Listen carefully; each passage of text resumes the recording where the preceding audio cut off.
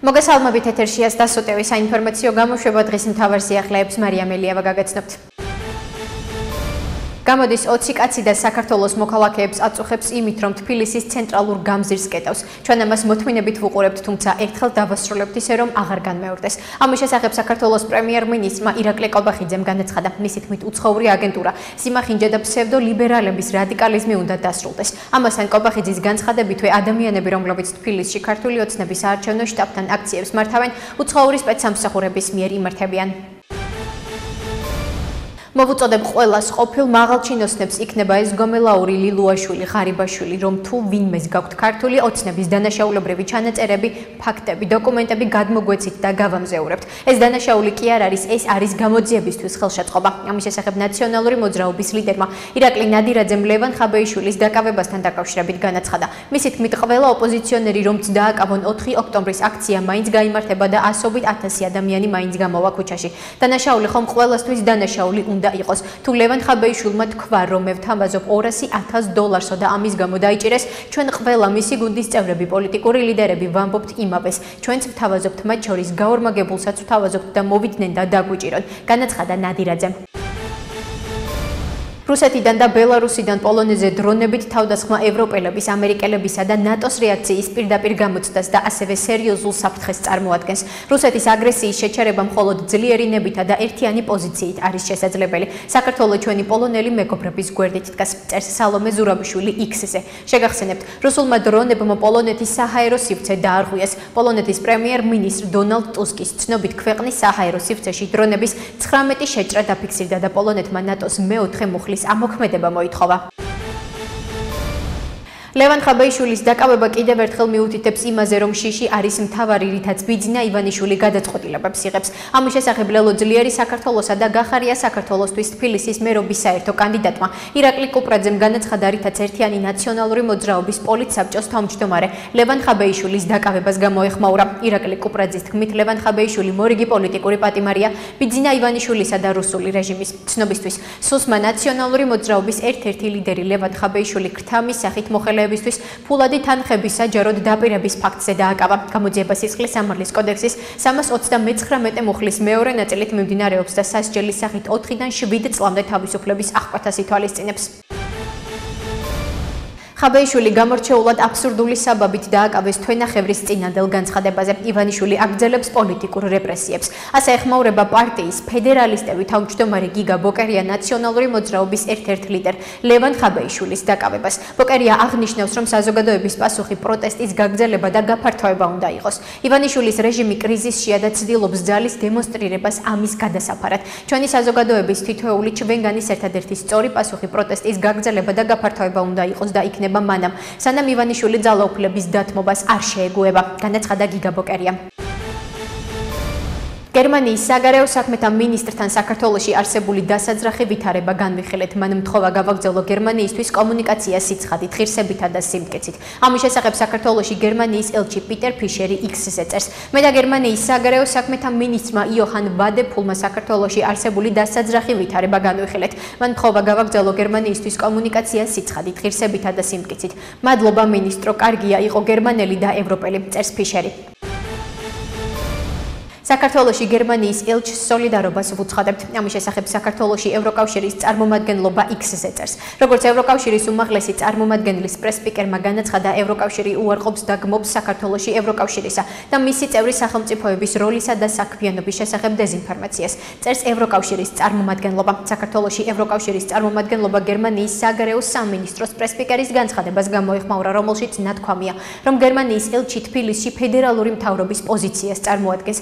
ფედერალური საგარეო საქმეთა სამინისტრო კატეგორიულად უარყოფს და გმობს ბატონი პაპუაშვილის უსაფუძვლო ბრალდებებს. ჩვენ შეშფოთებულები ვართ, რომ დეზინფორმაციისა და განხეთქილების გამომწვევი ნარატივების გავრცელებით ის აქტიურად უთხრის ძირს გერმანიას საქართველოს ურთიერთობებს, ნათქვამია განცხადებაში. ქრთამის შეთავაზება ისეთივე დასჯადია, როგორც ქრთამის აღება და ქრთამის მიცემა. რა განსხვავებაა ამას საჯაროდ ამბობ თუ ფარულად. ამის შესახებ თბილისის მერმა კახა კალაძემ ჟურნალისტებს განუცხადა, რითაც გამოეხმაურა ნაციონალური მოძრაობის პოლიცსაბჭოს თავმჯდომარე ლევან ხაბეიშვილის დაკავებას. როგორც მან აღნიშნა, დანაშაული არის ის, როცა პოლიციელს კანონის წინ დააღმდეგ ნაბიჯების გადასადგმელად სთავაზობ ქრთამს.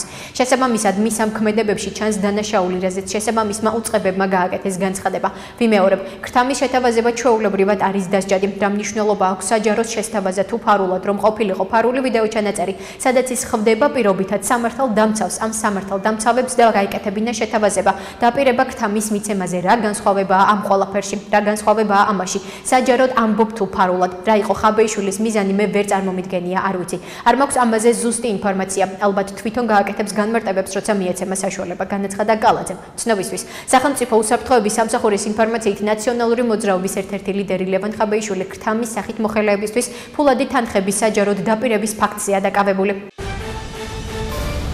შინაგან საქმეთა სამინისტრომ გასული 24 საათის განმავლობაში ქვეყნის მასშტაბით საპოლიციო ღონისძიება ჩაატარა, რომლის ფარგლებშიც ნარკოდანაშაულის ბრალდებით დაკავებულია 42 პირი. ამის შესახებ შინაგან საქმეთა მინისტრის მოადგილე ალექსანდრე დარახველიძემ ბრიფინგზე განაცხადა. მისივე თქმით, მათი დიდი ნაწილი მსხვილი ნარკორეალიზატორია. ნაწილს კი განსაკუთრებით დიდი ოდენობით ნარკოტიკების უკანონო შეძენა შენახვა ედება ბრალად.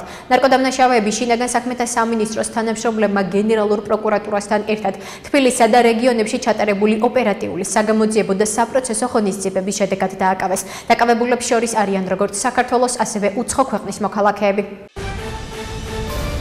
საქართველოს წამყვანი საინვესტიციო ბანკის Galt and Tagart's გენერალური დირექტორის მოადგილე ქეთევან თოიძემ აზიის განვითარების ბანკის მიერ გამართულ კონფერენციაზე პანელურ დისკუსიაში მონაწილეობა მიიღო. ღონისძიება მდგრადი დაფინანსების თემატიკას დაეთმო და ერთდროულად საქართველოსა და სომხეთში ჰიბრიდულ ფორმატში ჩატარდა და მიზნად ისახავდა გამოცდილების გაზიარებას რეგიონის ქვეყნებს შორის.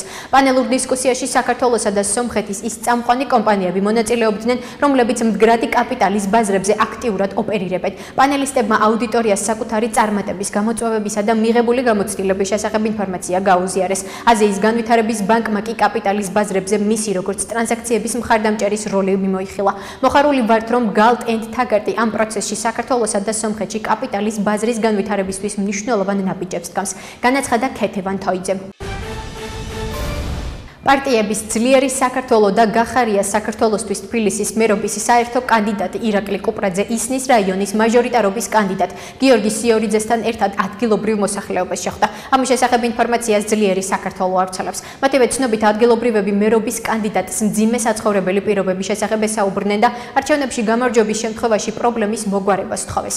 მერვე ლეგიონის მოსახლეობას ავარიულ სახლებში უწევს ცხოვრება. საცხოვრებელი კორპუსების ნაწილი იმდენად ავარიულია, რომ შესაძლოა ნებისმიერ დროს მოინგრეს. ადგილობრივების თქმით, ისინი დაბზარულ კედლებში ათენებენ ღამეს და იძულებულები არიან შეეგუონ უმძიმეს ცხოვრებას. კახა კალაძის მთავრობამ მათ ბინების დასაქირავებლად და ავარიული სახლებიდან გასაყვანად იმდენად მიზერული თანხები შესთავაზა, რომ თავშესაფარს ვერ სათქირაობენ. ძლიერი საქართველო ლელოს საარჩევნო პროგრამის ერთ-ერთი მთავარი საკითხი სწორედ 10,000 ავარიული სახლის პრობლემის მოგვარებაა, ნათქვამია ინფორმაციაში. ახლა კი გაგაცნობთ უცხოეთის სიახლეებს. პოლონეთის პრემიერ-მინისტრ დონალდ ტუსკის განცხადებით მისი ქვეყნის საჰაერო სივრცეში დრონების შეჭრა შეცდომის შედეგი არ იყო. ვისურვებდით, რომ პოლონეზე დრონებით თავდასხმა შეცდომა ყოფილიყო, მაგრამ ეს ასე არ იყო და ჩვენ ეს ვიცით, წერს ტუსკი X-ზე. შეგახსენებთ, ამერიკის შეერთებული შტატების პრეზიდენტმა დონალდ ტრამპმა განაცხადა, რომ რუსული დრონების პოლონეთის საჰაერო სივრცეში შეჭრა შესაძლოა შეცდომა იყო.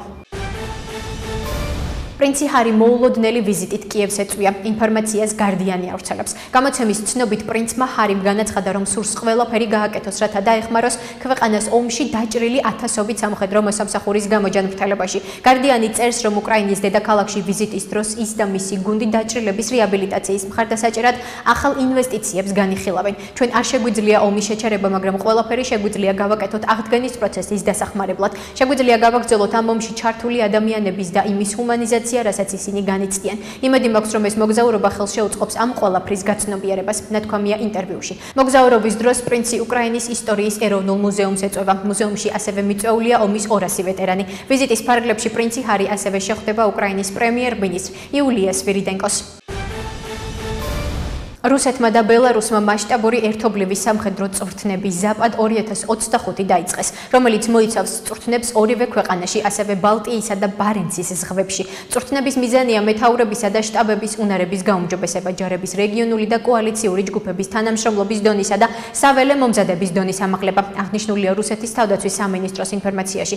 როიტერსი წერს, რომ ზაპად 2025 რუსეთისა და მისი ახლო მოკავშირის ძალის დემონსტრირება. რუსეთ-უკრაინის ომის განსაკუთრებით დაძაბულ მომენტში იმართება პოლონეთის მიერ საკუთარ საჰაერო სივრცეში რუსული დრონების ჩამოგდებიდან 2 დღის შემდეგ. კრემლის პრესპიკერმა დიმიტრი პესკოვმა განაცხადა, რომ წვრთნები სხვა ქვეყნის წინააღმდეგ არ არის მიმართული.